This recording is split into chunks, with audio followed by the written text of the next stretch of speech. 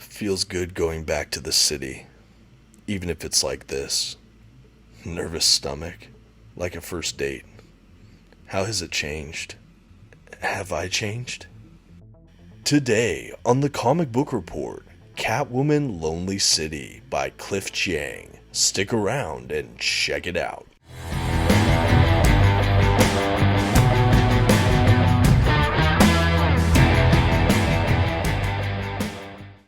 Greetings from Gotham, everyone. My name is Dominic, and today you're tuning in to the Comic Book Report, where we review comic books and graphic novels so you can get an idea of what to read. And today we're taking a look at what might be a contender for one of my favorite reads of the year so far. Of course, I'm talking about Cliff Chiang's Catwoman Lonely City. This book has been on my to-read wish list for some time, and I'm so excited to review it for all of you today.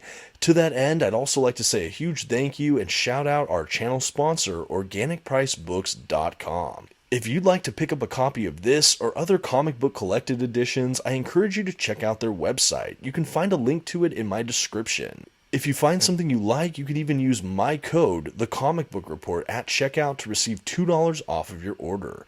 Please note if you use my affiliate link or code to make a purchase, I will earn a small commission, but it's a great way to support the channel. Thank you for considering. Now let's get to the review. First, some quick facts about today's collection. The issues in this volume were written and illustrated by Cliff Chiang. The comics in this volume were published by DC Comics beginning in 2021. This is part of DC Comics' Black Label. The volume itself contains Catwoman Lonely City, issues 1 through 4. And finally, this oversized hardcover collection has a glossy print paper stock, what appears to be glued binding, and it comes in at 200 pages. At this time, I'd like to issue a general spoiler warning. I will be flipping through the contents of today's collection and commenting on plot points throughout. You've been advised. Okay, and now we can take a look at the collection itself. This is Catwoman Lonely City. This is an oversized hardcover collection, as I mentioned earlier, and it's that more square format, where it's not only over tall, it's over wide. And let me tell you, that helps showcase this artwork spectacularly. You'll definitely get an appreciation for that as I open up this book and kind of flip through the collection itself. The art is just breathtaking. I really feel like this is an art book first. I should also mention, this is the standard edition cover. I will throw up a quick picture of the direct market cover you can sometimes find so you can compare and see what you'd prefer. And now we'll take a look at the back cover of the dust jacket. We have this awesome kind of vaulting Catwoman figure in her new future Catwoman garb. Just a really fascinating book. I love it. Already from the cover, you get an indication of the amazing art we're going to have in this collection. Before we go any further, I do want to do some size comparisons for this book. For those unfamiliar with this format, I'll have it next to an omnibus, which is an oversized hardcover edition, as well as a trade paperback collection, which is standard size. You're going to be able to see that this is oversized in height, the similar height to an omnibus edition, which is nice, but it goes much wider, giving us that nice kind of square look. It's also much taller, obviously, than a standard edition paperback. I do want to say as well, I did review that Batman omnibus on my channel previously, as well as that Kyle Higgins Nightwing trade paperback, if you're interested in seeing some of those videos. At any rate, I did want to provide this size comparison so you could get an idea about this book. It is the same dimensions as something like the Harleen collection from DC or Fantastic Four Full Circle. And now that we've done the size comparison, I do want to take a more extensive look at this dust jacket. I will open the interior flaps so you can get a picture of what that looks like as well. And of course, I'll spread it so you can just see it all at a glance. I think, again, I will say first and foremost, this feels like an amazing art book showcase. So even something like the dust jacket is so intentionally designed, and it's just beautiful. I really, really like this. I should say I am a fan of Cliff Chiang. I've read parts of Paper Girls, and I've read his run on Wonder Woman with Brian Azzarello. When I heard that he was both going to be writer and artist for a Catwoman book, I was definitely intrigued, and I'm so happy I gave it a shot. I ended up loving it. As far as the under the dust jacket artwork, it is a little sparse. You know, we have a nice print on the spine and a cool picture on the front. Nothing so much on the back, but it's all really high glossed as well on the actual hardback book itself, which is kind of nice to see, something a little different for the collection. Now a quick look at the binding. Now I do believe this is a glued binding. There's certainly glue in it. I would have loved to see a more proper sewn binding for this omnibus, but I think at the page size and with the love they gave to it, I had no issues with the binding. I think everything laid down fairly nicely. As far as gutter loss and stuff like that, I do think it was fairly minimal, but of course you're welcome to look for yourself as I flip through the book. And speaking of flipping through the book, let's jump right in. This is Catwoman Lonely City. It is a 4-issue miniseries from DC Comics Black Label. With that Black Label in this case, I do not believe this is a canonical story, although part of me would love that to be true, just because this is an outstanding work. And I think it stands alone by itself as a fantastic Gotham story, a fantastic Catwoman story, and a great Batman universe story. I've always been a fairly good fan of Catwoman. I haven't read a ton of her solo stuff, but I like every time she's appeared in Batman and the Batman mythos by and large. I have read a couple Catwoman works by herself. I will say right from the jump here that this is probably my favorite single Catwoman story I've ever had the pleasure of reading. I think Cliff Chiang just nailed it. I've always really enjoyed his art style from what I've read from him the last few years, but to have him write as well, I just get a whole other layer to his storytelling prowess, and I think it's just absolutely on full display here. The oversized format and the overwidth format is a really great choice for this book. There's some spreads where you open up this book and you just have this amazing, almost panorama of art. It's really something wild. The coloring on this book too has a lot of great style. It does remind me of how they've chosen to color some of his other work. It's just vibrant and lush and interesting. There's a lot of moody, like purples and reds throughout this book that really shine. The art style has some hard outlining, a kind of animated feel while still being so descriptive and interesting. I do think it's appropriate that I am starting with an artistic description of this book first before I even touch the plot, because I do think that the art probably outweighs the story, but it's hard to say because the story itself is so fantastic. The story of Catwoman Lonely City begins in a present Gotham that's actually a dystopian future Gotham.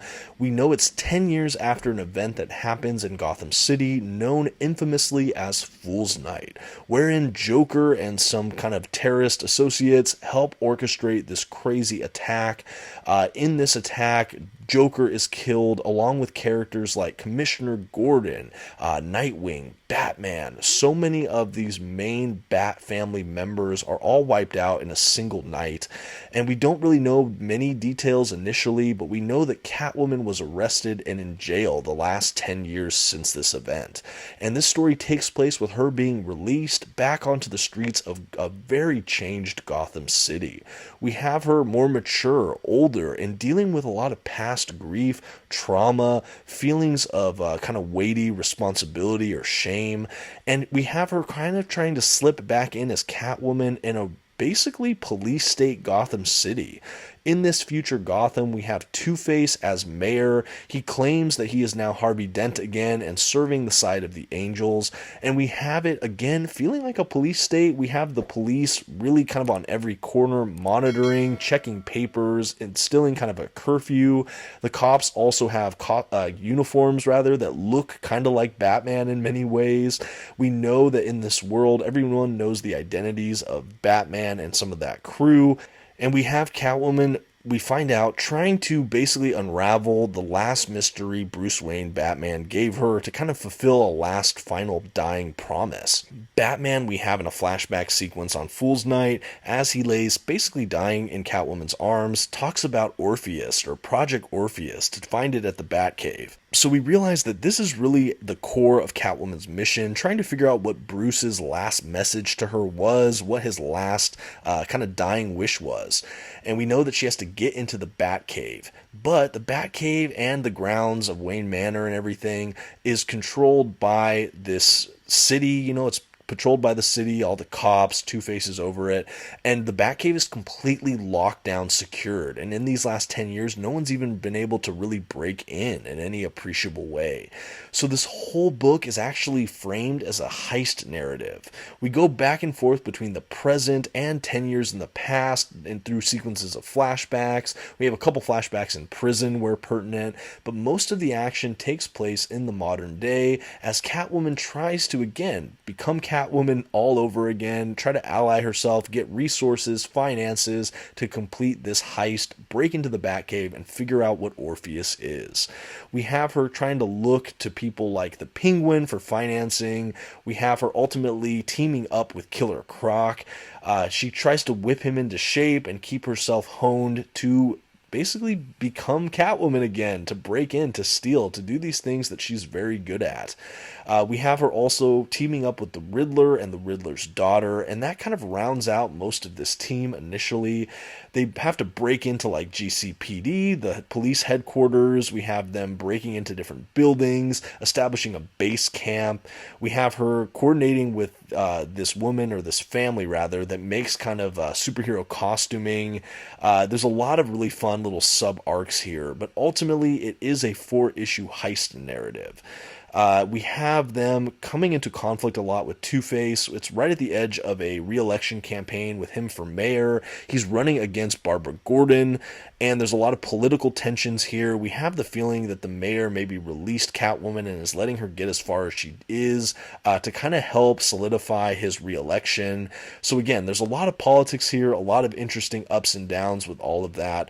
But again, most of the central drive is this heist narrative and deconstructing a lot of the past trauma that Catwoman has waded through, and that sense of weight and responsibility from everything that happened on Fool's Night.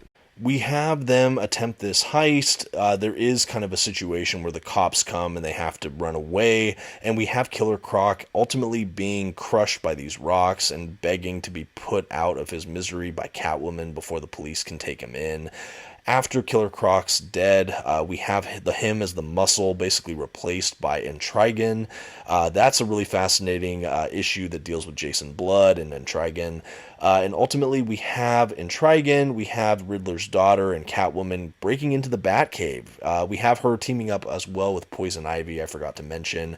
Poison Ivy is definitely a fun character in this, having her backstory and history with Catwoman. It was definitely interesting to see how that character evolved over time. Same with Jason Blood and some of these other characters. There's an almost romantic subplot too between Catwoman and Riddler, which I really, really liked. They stress that as maybe the main romance of the series, but it's subtle, it's not too in your face, and it's never really a priority over the heist. But there is some really cool angles with that I didn't see coming, that I enjoyed. I really like how they humanize the Riddler even more in this book. But anyway, we get to the heist, they break into the Batcave, and we find ultimately that Orpheus is sort of this pool, or it's referring to this pool that basically can de-age and revitalize and restore you to your youth. But we find out that this was used to help cure Alfred at one point, but the downside of it is that you're youthful and can go non-stop for only a short period of time before you basically rapidly age and ultimately die. So we find this, we figure out that the GCPD and the mayor have been kind of co-opting some of the Bat technology to help create this surveillance police state this whole time, and now that they have full access to the Batcave and the computers, the reign of terror would be all that more pronounced. We have them storming the Batcave, making you feel like this was all part of Two-Face's plan, and we have a kind of final showdown with Intrigan and Poison Ivy and Catwoman and all of them versus Two-Face and all of his associates, and Catwoman is put in this place after dealing with all of these kind of themes and ideas of aging and not being in her prime to use Orpheus and that pool to restore her to ultimately take down the baddies. But she chooses in this final moment of climax to choose to not use Orpheus, to reject it, to not take on Batman's whole idea of it's worth it to continue the war for a little bit longer. She wants to look forward and not keep going to the past. She wants to recreate and build her life anew and not try to restore what was lost. And so we have her choosing that and ultimately finding victory. And this story has a really happy ending, and honestly, it feels really well deserved. I think thematically, as they deal with how to process grief and trauma and move forward forward, to find your new identity, focusing on age and the kind of the beauty of age and some of the benefits that come with it, not just the hardship and struggle. I think it all was culminated in that last act of this story, and it was just really breathtaking and well done. It was such a well-written read. I feel like all the characters felt very realized and true. All the dialogue felt super authentic and great, and it just worked. And I think that even though Chiang took some creative liberties on some of the character modeling and even maybe some of the character voices, like how he changed Killer Croc and Riddler and stuff a little bit, I all think it worked in the scope of this world, and it really led to a singular, wonderful reading experience. There are, of course, a handful of more twists and turns and nuances to this book that I'm not covering in this plot overview, but that gives you a general idea of the storyline and flow of this book.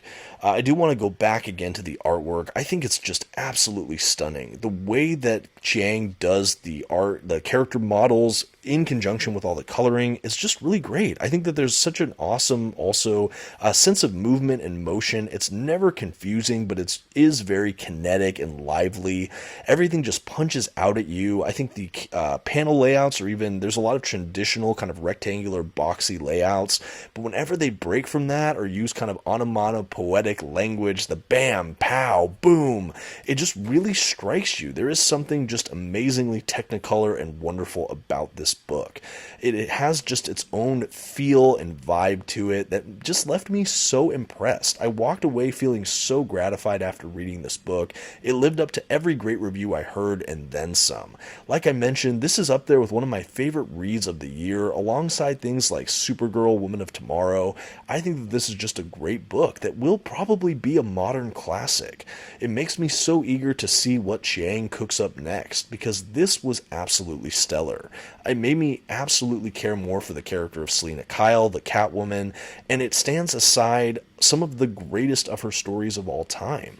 I'm a big Batman fan. I know a lot of subscribers to this channel probably know that by now, but one of my favorite things about Batman is that his whole universe is so big and broad and lived in that even a story like this that has very little to do with him, with very little appearances from him, you know, being in flashbacks and things like that, you still have such a well-told story with these characters that can hold up absolutely on their own and have been doing so for some time and will likely into the future. This book is just a marvel. After the 4 issues, we have a handful of extras, including some wonderful variant covers and art. Because this is an art book, these extras are even more of a benefit to someone like me. I loved making my way through them, and really, that's Catwoman Lonely City. And now that we're done, I think that all that's left to do is to give this book a grade. For one of the most pleasurable reading experiences I've had in some time, with some beautiful artistic talent throughout, the Comic Book Report is happy to give Catwoman Lonely City an A. This is an absolute, without a doubt, must-read recommendation from me for not only Catwoman fans, Batman fans, DC comic fans, but for fans of fiction in general. This is an incredible must-read story. I don't believe you need to know that much history. I think it's great for new readers or people just wanting to check it out. The art alone is worth the cost of admission, and I know this is a book I'm going to return to again and again, alongside some of my favorites on my Batman shelf, with things like The Long Halloween.